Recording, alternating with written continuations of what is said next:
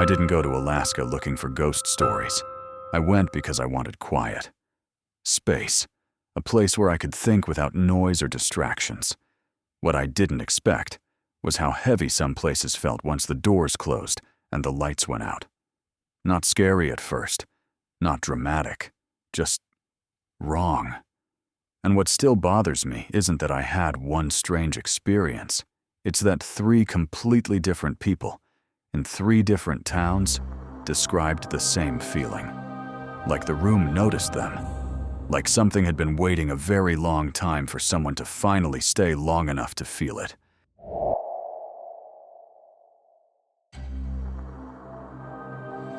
These aren't legends or folklore. No campfire exaggerations. No haunted tour versions of events. These are first-person accounts from people who stayed, worked, or slept alone in historic buildings across southern Alaska, and realized, slowly, that something was sharing the space with them. What makes these stories disturbing isn't what people saw. It's how long it took them to realize they weren't alone.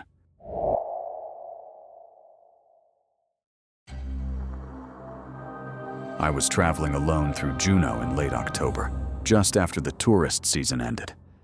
If you've never been there that time of year, it's hard to explain how quiet the city feels. Not peaceful quiet. Empty quiet. The cruise ships are gone.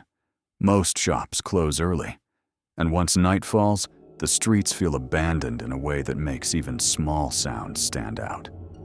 The hotel I booked was historic, over a century old. That was part of the appeal.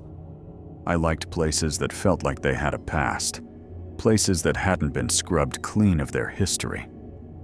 At the front desk, the woman checking me in spoke softly, like she didn't want to wake the building. When she handed me my key, she hesitated, just for a second. Then she said, "If you have trouble sleeping, the phone's right next to the bed." I laughed and told her I slept fine anywhere. She nodded, but she didn't smile. The hallway to my room was long and narrow, lit by dim yellow bulbs that hummed faintly. My footsteps echoed louder than they should have, and I had the strange sense that the sound was traveling farther behind me than in front. The room itself was small, clean, and old. Heavy furniture, thick curtains, a bed that looked like it had been there for decades. There was a faint smell in the air, something floral, like perfume that had soaked into the walls a long time ago. That first night, nothing happened. I slept straight through until morning. The second night was different. I woke up sometime after 2 in the morning to a soft sound near the door. Not a knock, just movement, like someone shifting their weight on the other side. I lay still, listening. Footsteps passed my door, paused, then continued down the hallway. I told myself it was another guest. A few minutes later, the footsteps returned. This time, they stopped right outside my door. I waited for a knock. None came. Eventually, the sound faded, and I forced myself back to sleep. The next morning, I mentioned it casually at the front desk. The clerk, a different woman, listened without interrupting, then said, "Old building? Sounds scary at night." She said it like she'd said it many times before. That night, the footsteps came back. Only this time, they were inside the room. I woke up to the sound of slow pacing, back and forth, from the door to the window and back again. The steps were steady and deliberate, like someone killing time. I didn't move. I didn't open my eyes. I just lay there, counting the seconds between each pass. When the pacing finally stopped, the room felt heavier, colder, like the air itself had settled. I turned on the bedside lamp. Nothing was there. But the mirror across the room was fogged over, as if someone had just breathed against it. The bathroom door was still closed. The shower hadn't been used. I wiped the mirror clean and sat on the edge of the bed until the sun started to come up.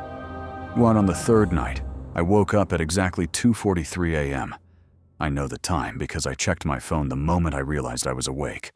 I had the overwhelming sense that someone was standing inches from my face, not touching me, just close enough that I could feel them. The room was colder than it had been before.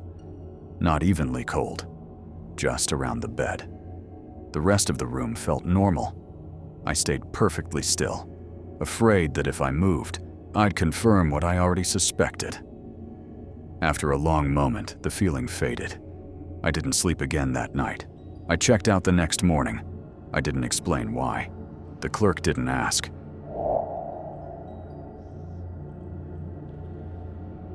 I took the night desk job because it was quiet. Midnight to 8 in the morning. Fewer guests, less supervision. Long stretches of time where nothing happened at all. At least, that's what I thought. The hotel was historic, the kind of place that had been renovated just enough to function, but not enough to erase its age. Thick walls, narrow service corridors, old wiring that hummed softly at night. During my first few shifts, everything felt normal. Too normal. The lobby lights dimmed automatically after midnight, casting long shadows across the floor. The only consistent sound was the ticking clock behind the desk and the occasional elevator bell. I spent most nights watching the security monitors. That's where the first odd things showed up.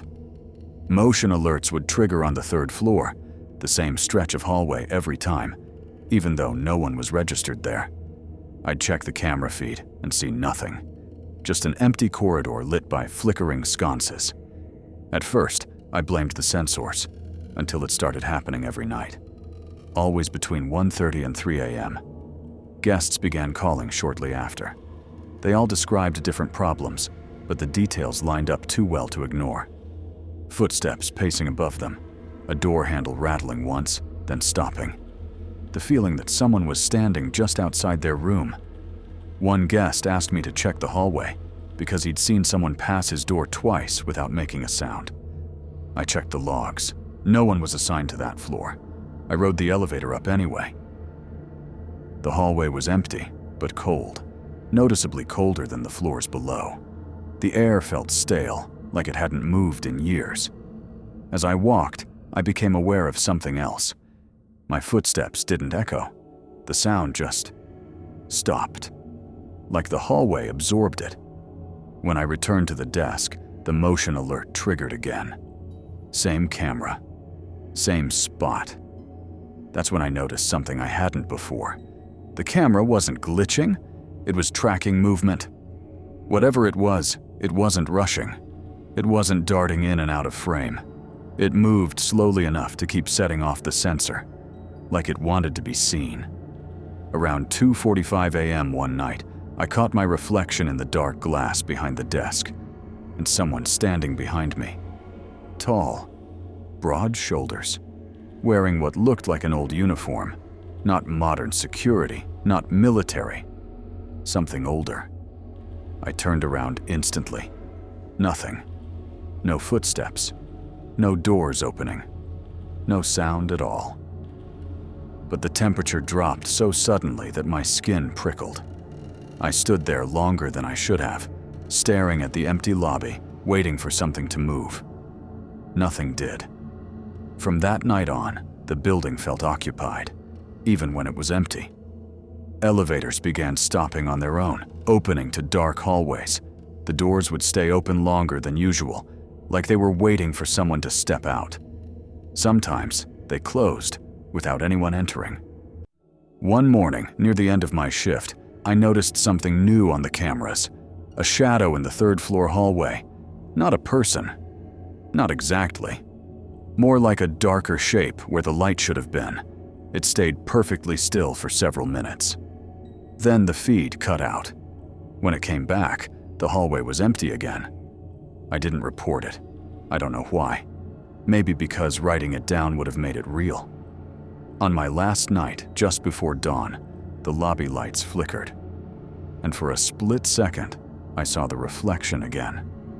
Closer this time. Standing where I should have been standing. I quit the next day. No one asked for an explanation. And I never walked into that building again after dark.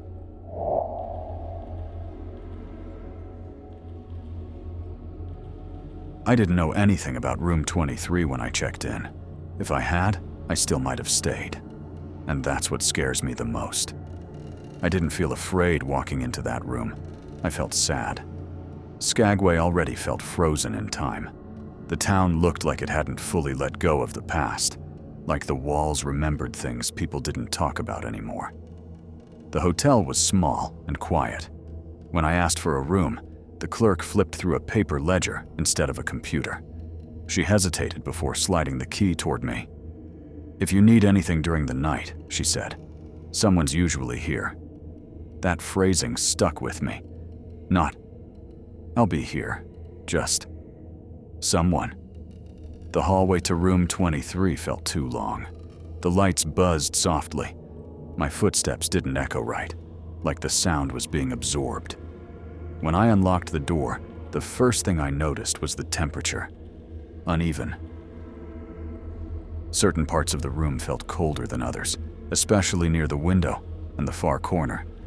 The second thing I noticed was the smell. Old perfume. Faint.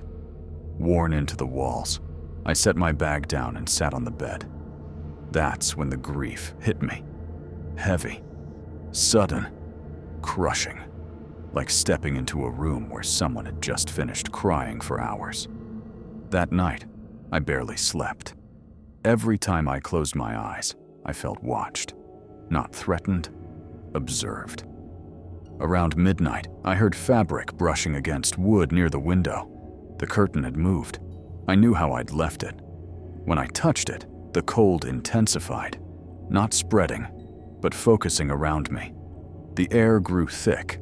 Breathing became difficult.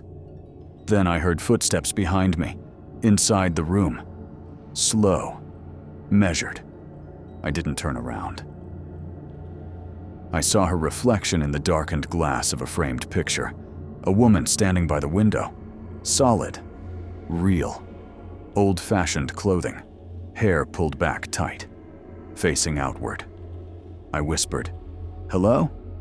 She didn't react. The pressure on my chest worsened.